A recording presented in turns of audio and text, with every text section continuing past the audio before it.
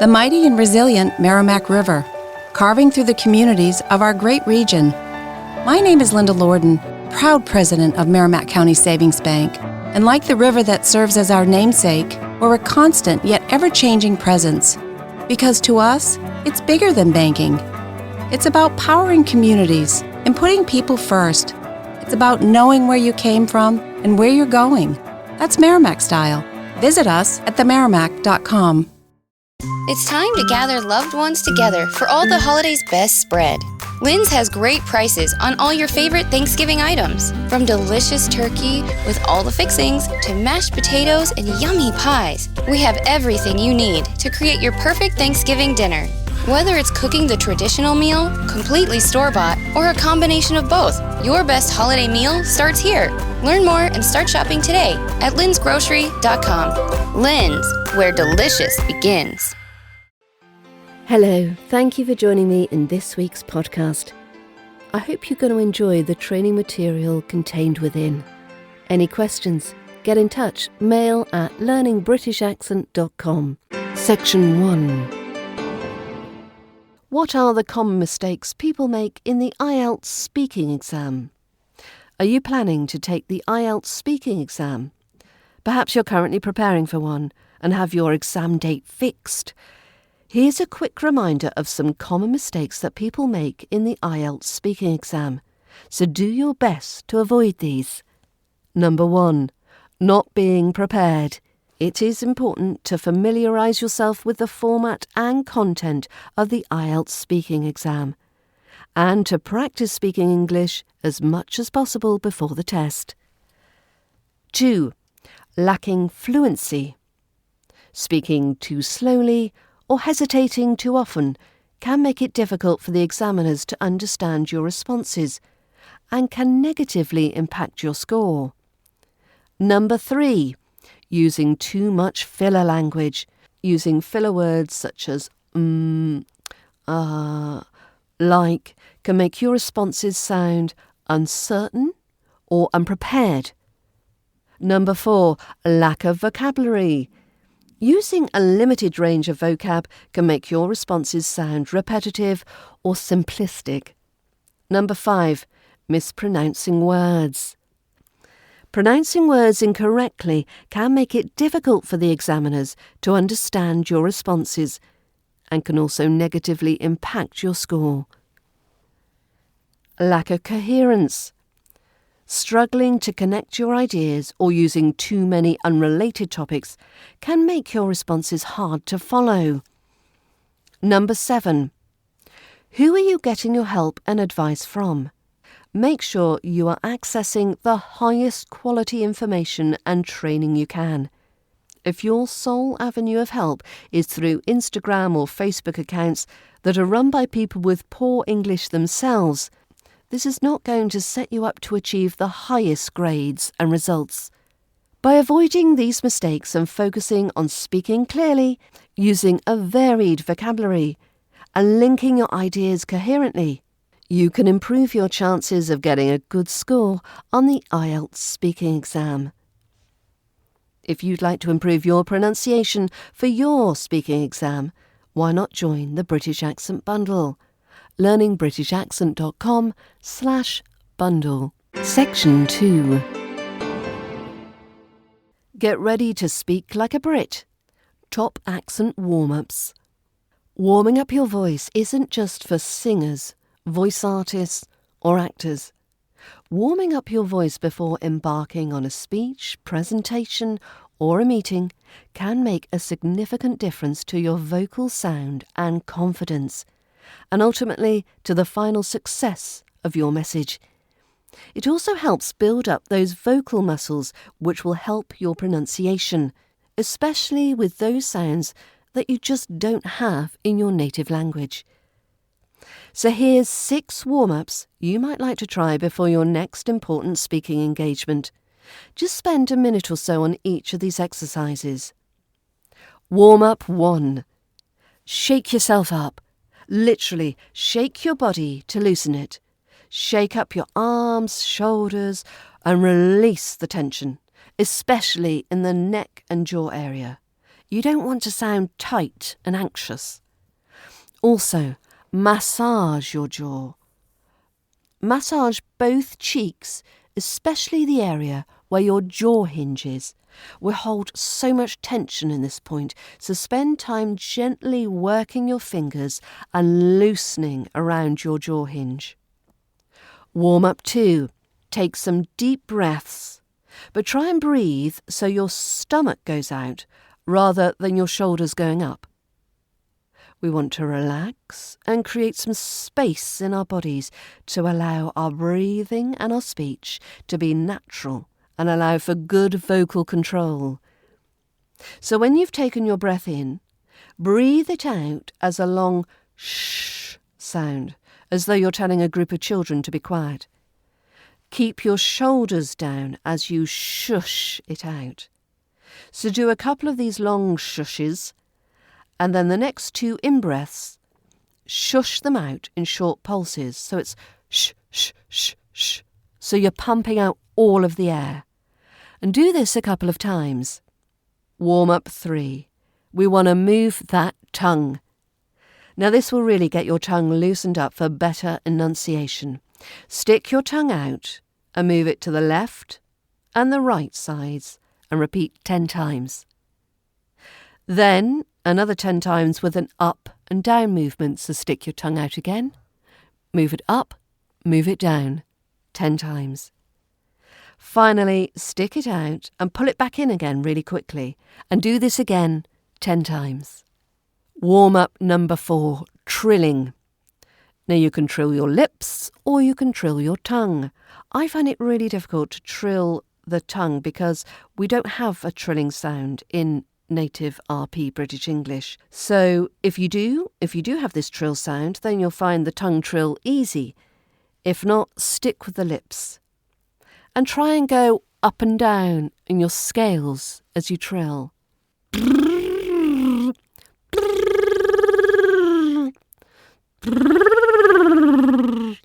Warm up number 5, humming.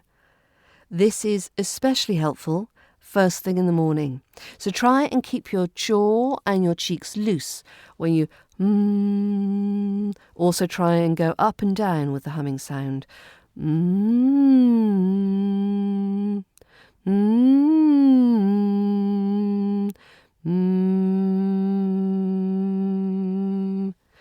After a few goes at humming, try and chant some words beginning with M.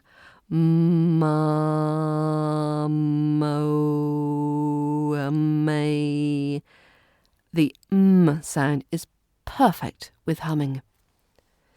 Warm up number 6. Finally, do some tongue twisters. If you need help pronouncing certain sounds, play with some tongue twisters that contain these sounds. I've got lots of videos with a variety of tongue twisters. But here's a few. Peter Piper picked a peck of pickled peppers. Peter Piper picked a peck of pickled peppers. Red lorry, yellow lorry, red lorry, yellow lorry, red lorry, yellow lorry, red lorry, yellow lorry. She sells seashells on the seashore. She sells seashells on the seashore. She sells seashells on the seashore.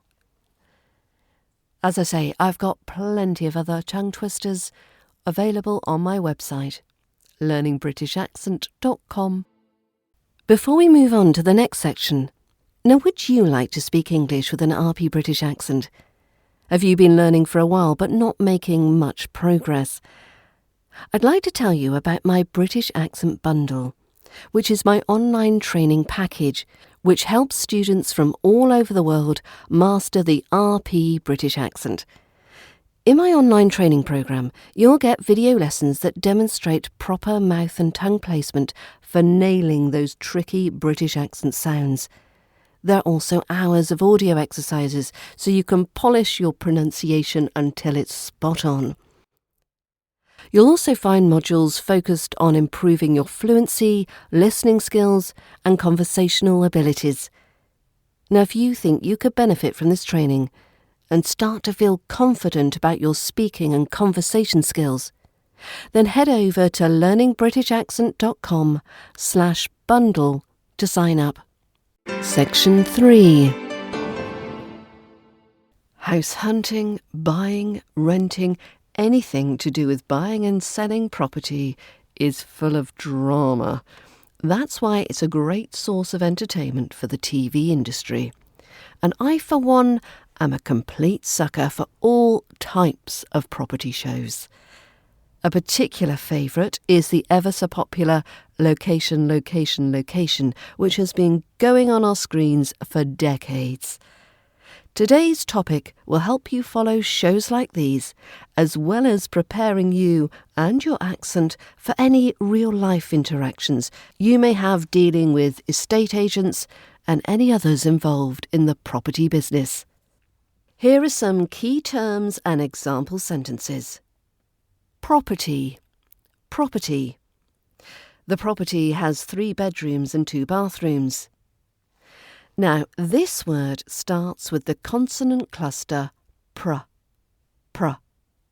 Property. And it can cause some people problems when they miss out the R sound in particular.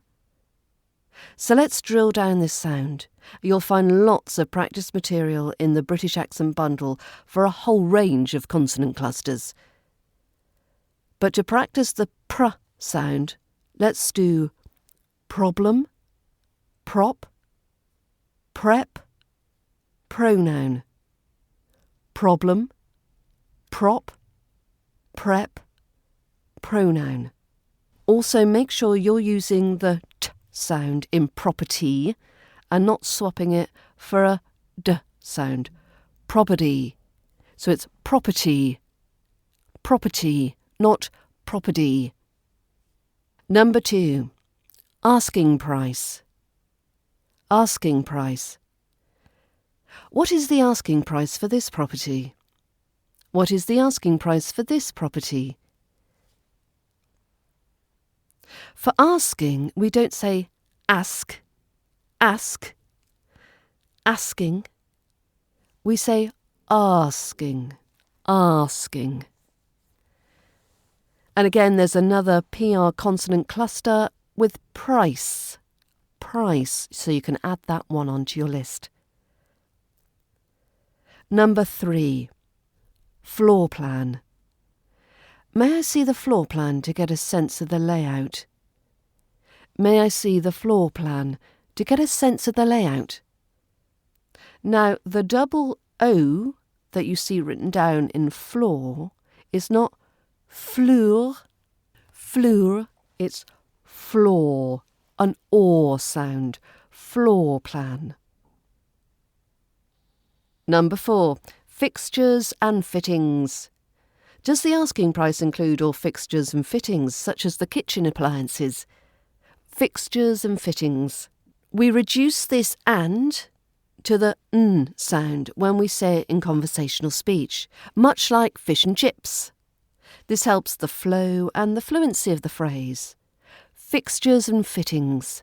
Fixtures and fittings. Number 5. Make an offer. Make an offer. We'd like to make an offer of $250,000 for this property. Now the an in this phrase becomes the weaker form, and it sounds like like a schwa sound. Make an offer, make an offer. Now the n from the an joins the offer word, so it sounds like an offer, an offer. Number 6, negotiate. There is some room to negotiate on the asking price. There is some room to negotiate on the asking price. Negotiate. Now there's 4 syllables in this word. Negotiate. Negotiate. Negotiate. Number 7, survey. We'll need to get a survey done before proceeding. We'll need to get a survey done before proceeding. Now the second syllable of survey is a vey sound rather than the V that you might expect from the spelling. Survey. Survey. Number 8. Exchange contracts. Exchange contracts. Once our offer is accepted, we will exchange contracts. Now, the X sound in exchange can cause some pronunciation difficulties. Exchange, exchange, exchange, exchange. Number 9. Completion. Completion. Completion is set for next month once all legal processes are finished. Now the O in completion changes into the schwa here. Completion. So we hear it as completion, not completion. Now the shun endings, the tion and the sion endings, can also pose problems, so practice drilling these words with these endings. Number 10. Stamp duty. Stamp duty. As first-time buyers, we'll not need to pay stamp duty. As first-time buyers, we will not need to pay stamp duty. Now, duty, it's not duty, it's duty. We move our mouth to create this dew sound. Duty, stamp duty. So if you're a viewer of location, you'll be very familiar with some of these phrases regularly used by Kirsty and Phil. So here they are. This property has loads of curb appeal. This property has loads of curb appeal. This is when the front exterior of the house looks attractive to potential buyers. It's a great location for commuters. It's a great location for commuters. So this means it's convenient for those travelling to work in a particular city or area. It has good bones. It has good bones. So this means that the basics of the property structure are solid. This needs a bit of TLC. This needs a bit of TLC. This means that this property needs some TLC, which is tender, loving care, or minor upgrades. It has scope for extension. It has scope for extension. So this means there is potential to extend or expand the house. It's ready to move into. It's ready to move into. So this would mean there would be no major work needed. It's ready to live in right away. It has off-street parking. It has off-street parking. Now this means that the parking space is on the property, like a driveway, rather than on the street. It's in walk-in condition. This is pretty much the same as ready to move straight into. It needs modernising, So this would mean that the decor and the appliances may need updating. Could do with updating. This is the same meaning as needs modernising. Has period features. Now this would mean it has the original features true to the era the home was built, particularly fireplaces or skirting boards or maybe the flooring. So here's some example sentences using the phrases that you'll hear from location. This Victorian terrace house has loads of curb appeal with its pretty facade and classic features. With the train station just a 10-minute walk away, it's a great location for commuters. Though dated, the property has good bones with high ceilings and large rooms. The kitchen is usable but needs a bit of TLC like new countertops and appliances. There is scope for extension to add a larger master bedroom upstairs. Recently renovated, this flat is ready to move straight into. The driveway provides off-street parking for 2 cars.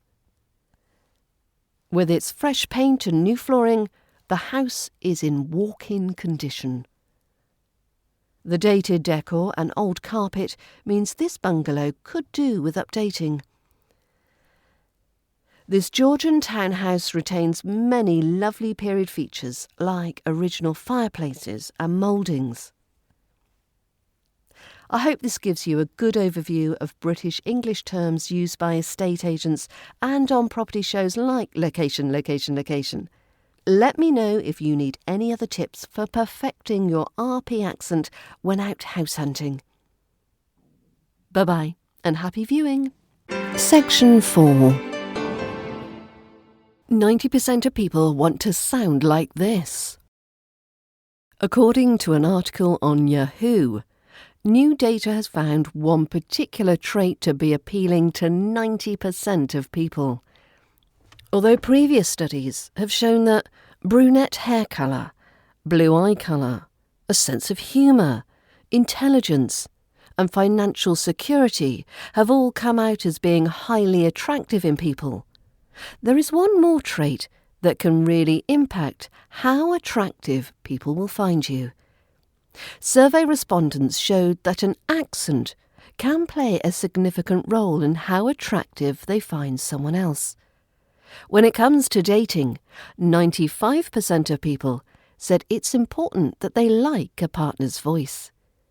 In fact, in this particular survey, it was found that the British accent ranked the highest amongst all dialects, with 52% of respondents favouring this accent.